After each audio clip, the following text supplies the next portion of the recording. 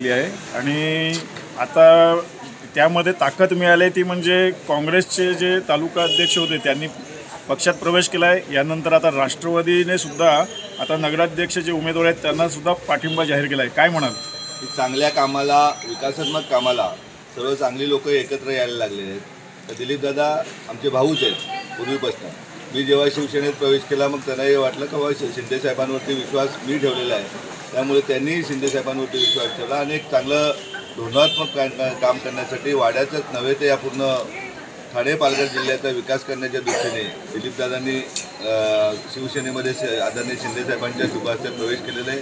मी दिलीपदादांचे अभिनंदन करतो की एका चांगल्या माणसाच्या पाठीमागे ते ठामपणे उभे राहिले।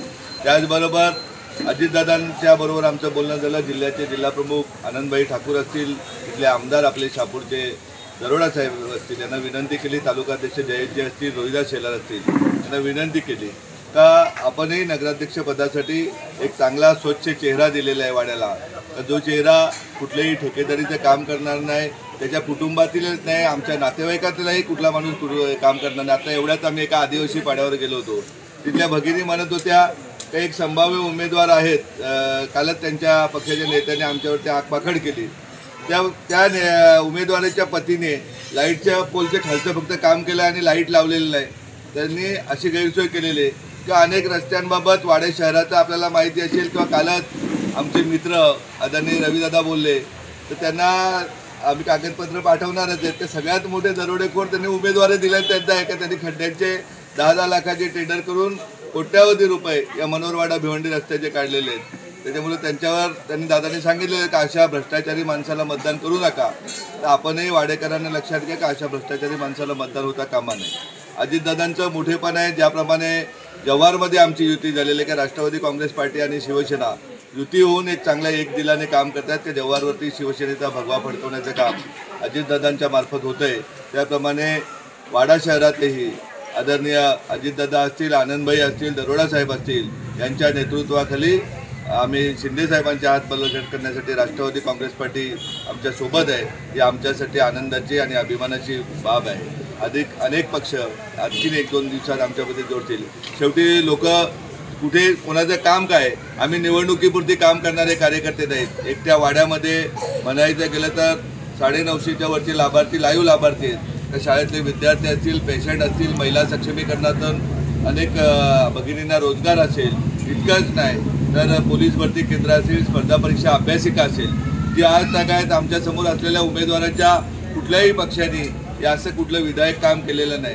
त्यांनी पोलीस स्टेशनच्या दलाल्या केलेले आहेत, भानगडे लावून खोट्या केसेस केलेले आहेत, परंतु असं विधायक काम केलेलं नाही। आम्ही पोलीस प्रशासनात नोकरीला लावलेले आहेत। आम्ही स्टेट बँकेमध्ये जिला मुलगा नाही, वडील नाही, त्या मुलीला ऑफिसर बनवलेले आहे। आम्ही खेड्यापाड्यात गेलं तर 1 नंबर वार्डात नुसतं परवा फिरत होतो तर 3 विद्यार्थी पोलीसमध्ये लागले आहेत। तर मग ते अंकिता सांबरे असतील, संदेश म्हणून पोरगा होता आणि आणखीन एक मुलगा होता, 3 विद्यार्थी एका पाड्यामध्ये नोकरी लागले। हे विधायक काम आहे आणि हे विधायक काम निस्वार्थपणे गेल्या 18 वर्ष आम्ही करतोय। आम्ही छाती ठोकपणे सांगतोय सरकारचं काम करतंय, पण आम्ही आमच्या समाजासाठी एक धडपोलीला रुग्णालय काढलं, एक शहापूरला काढलं आणि एक रत्नागिरीला काढलंय।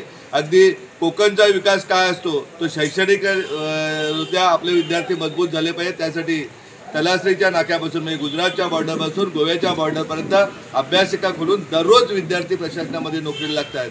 आम्ही आरोग्याबाबत दररोज 2 ते 3 मेडिकल काम करतोय।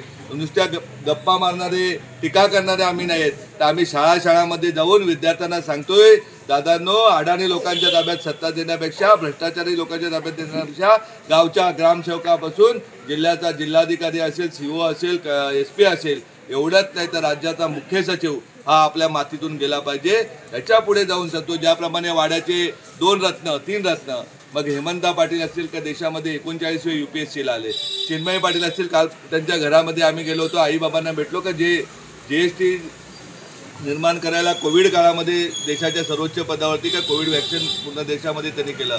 त्याचबरोबर यतीश पाटील असतील का जे GSTला ऑफिसर आहेत। याप्रमाणे घराघरातले आपले विद्यार्थी मोठे प्रशासनात जाऊन दिल्लीचा पंतप्रधान कार्यालय चालवणारे विद्यार्थी, ज्याप्रमाणे वाडा कोलम प्रसिद्ध आहे त्याप्रमाणे इथले विद्यार्थी घडले पाहिजेत। हे काम विधायक काम आम्ही करतोय। त्यामुळे आम्हाला आमच्याबरोबर अशी चांगली माणसं सतत येत आहेत। राष्ट्रवादी काँग्रेस पार्टी आमच्याबरोबर आलेले अनेक लोक बांधव आमच्याबरोबर आहेत। हा आम्हाला विश्वास आहे की विजयाची नांदी इतकंच या प्रसंगापासून। साहेब, आणखीन एक प्रश्न असा आहे की तुम्ही शिवसेना शिंदे गटाचे उपनेता आहात आणि त्याचप्रकारे राज्यात महायुती आहे. मात्र पालघर जिल्ह्यात एक चित्र वेगळं बघायला मिळते. एकीकडे सर्व पक्ष डहाणूमध्ये आणि भाजप समोर आहे. इथेही तशीच परिस्थिती दिसते. भाजप आणि शिंदे गट समोरासमोर आहे, जव्हारमध्ये आणि पालघरमध्ये. नेमकी स्थानिक स्वराज्य पातळीवरती असं काय झालं? आम्ही आमच्याकडून केंद्रात युती असल्याने राज्यात युती असल्याने प्रयत्न केले युतीबाबत, परंतु समोरून उत्तर काय आलं नाही. स्थानिक लेवलचे कार्यकर्ते थोडेसे जिल्हा लेवलचे कार्यकर्ते थोडेसे हवेत असतील किंवा त्यांना काहीतरी इन्स्ट्रक्शन असतील, त्यांनी युतीला रिस्पॉन्स दिला नाही. त्यामुळे आम्ही जे आमच्या बरोबर आहेत, राष्ट्रवादी अजितदादा गट असेल किंवा इतर लोक असतील, त्यांना बरोबर घेऊन आम्ही चाललो आहे. अगदी डहाणूला तर मला वाटतं सर्वच पक्ष एकत्र झालेले आहेत एका बाजूला. आधी परवाच शिंदे साहेबांनी सांगितलं की या देशामध्ये जेव्हा अहंकार मागतोय, जेव्हा कुठली राक्षसी वृत्ती वाटते, त्यावेळेस त्याचा बिमोड करण्यासाठी देवाच्या रूपाने सर्व समाज एकत्र असतो.